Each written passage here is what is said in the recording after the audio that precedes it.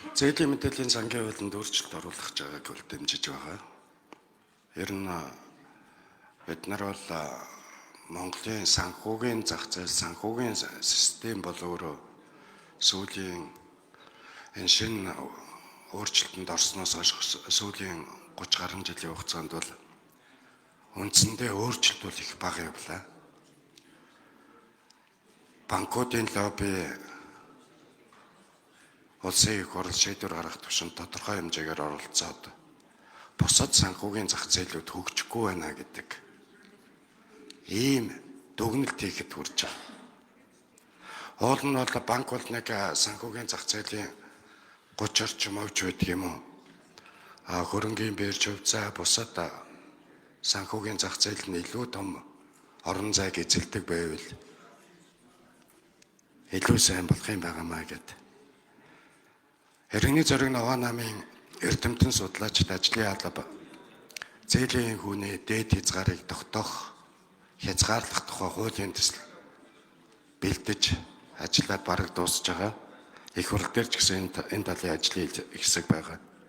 Тэгэхээр энэ асуудалд анхаарлаа хандуулж ажиллахгүй бол энэ Монголд хөдөлмөр эрхэлж байгаа бараг бүх хүн энэ 3 сая 2 сая монголчууд бүгдээрээ банкны Ломбардын банк бүсийн ажилчид болоо хувирчлаад тэдний хүүг өсгөж өгдөг. Ашигтай ажилласан 100 аж ахуй нэгж хамгийн өндөр татвар төлсөнгээ харахад тэрэн дотор эзэлдэг аж ахуй нэгжийн тоо банк санхүү уул уурхай хоёр дээр л үндсэндээ төвлөрж байна. Тэгэхээр энэ нь өөрөө юу хэлж байгаа вэ гэхээр эргээд иргэдийгээ хязгааргүй хүүгийн дарамтанд оруулж тэднэрийнхээ хөдөлмөрийг шулаад байна гэдэг ийм л байдал руу харуулдаг. Тэгээд энэ одоо зээл их маш бага тоо байдаг бах. Зээл авдаггүй юм уу? Ер нь зээлгүй байгаа хүний тоо гэж тийм тоо юм уу? Хувь хэмжээ байдаг юм уу? Байдгүй юм болов уу? Бараг бүх хүн зээлтэй болов гэж харагдаад байна. Хэрвээ тийм хүмүүс байдаг бол тэдний мэдээллийн санд яаж бүртгэгдэх вэ? Энэ тухайд бол тодорхой зохицуултууд орох уу, орохгүй юу? Зээлжих зэрэглэл одоо мэдээлэлтэй болж байгаа иргэд тодорхой зээлүүдийн тэр нөхцөл байдал давагдшгүй үчин зүйлүүд болон бусад асуудлууд дээр мэдээлэлд нь өөрчлөлт орох уу, чанарын өөрчлөлт орох уу?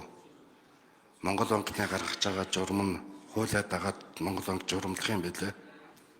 Тэгэхээр тийм журмаа одоо урьдчилж төсөөлсөн зүйл байдаг юм болов уу? Байдгүй юм болов уу гэдэг энэ тухайс.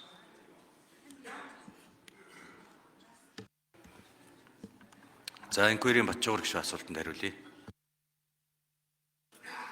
За Батбаатар гишүүний асуултанд хариулъя.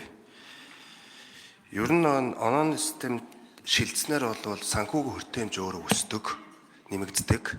Ялангуяа анх удаа зээл авах байгаа болон санхүүгийн үйлчлэгээ авах байгаа иргэдийн тоо нэмэгдсэн тийм олон улсын судалгаа байна л та. Латин Америкт бол энэ онооны системд шилжснээр нийт одоо анх удаа зээл авах байгаа иргэний тоо нь 16%-аар нэмэгдсэн байгаа юм. За энэтгэд бол энэ бол бүр одоо өргөн хүрээгээр нэмэгдсэн. Нэг өсний 119 сая иргэн шинээр зээл авах болцоог нь үүсгэсэн. За ялангуяа энэ нь бол эмэгтэйчүүд байгаа алцагдсан нутаг дэвсгэрт амьдардаг иргэдийн тоо ч илүү хүртээмжтэй болж нэмэгдсэн тийм үзүүлэлт судалгаа гарсан. Тэгээ анх удаа зээл авч байгаа иргэн ямар оноотой байх вэ гэж чинь энэ нь бол нэг дефолт оноо гэдэг нэг өсний одоо ангидагч оноо байна. За энэ нь бол муужис сайнч нэг дунд ойлгож болно. Тэгээд зээлээ авчаад иргэн төлөлтөө хийгээд яваад байгаа нэг оноо нь өсөө явчихна. Иргэн төлөлтөө хийхгүй бол оноо нь буурна. Гэхдээ иргэн төлөлтөө ахаад хийгээд эхлэв оноо нь өсөө явчихна. Одоо байгаа систем яадаг вэ гэхээр иргэн төлөлтөө хийхгүй бол харж гсалтанд орчихно. Тэгээд зээлээ төлцсөн ч гэсэн нөгөөний бидний яриад байдаг 6 жилийн санхүүгийн яланд байгаад байдаг. Тэгэхээр энэ систем болоод бодит гормоо динамикаар явдаг онооны системд орох юм аа. Давагдшгүй хүчин зүйлтэй холбоотойгоор тогтоолын төсөл орж байгаа. Энэ нь бол тухайн иргэнээс аж ахуйн нэгжээс хамаарахгүйгээр орлого нь тасалдвал тэгвэл илүү уян хатан байдлаар хандна. Харин эсрэгээр хөгжлийн банкны зээл авсан иргэд болон аж ахуйн нэгж засгийн газрын тусгай сангаас зээл авчаад тэгээд төлөхгүй байгаад агвал энэ уян хатан байдалд нь одоо хамаарахгүй гэсэн тийм тогтоолын төсөл орж байгаа. Тийм агуулгатай. Яагаад гэвэл улсын төсвийн мөнгө, хөгжлийн банкны мөнгө засгийн газрын тусгай санчин болвол Монгол улсын иргэдийн татвар төлөгчтэй л мөнгө. Тийм болохоор илүү хариуцлагатай байх ёстой гэсэн өнцгөөс нь.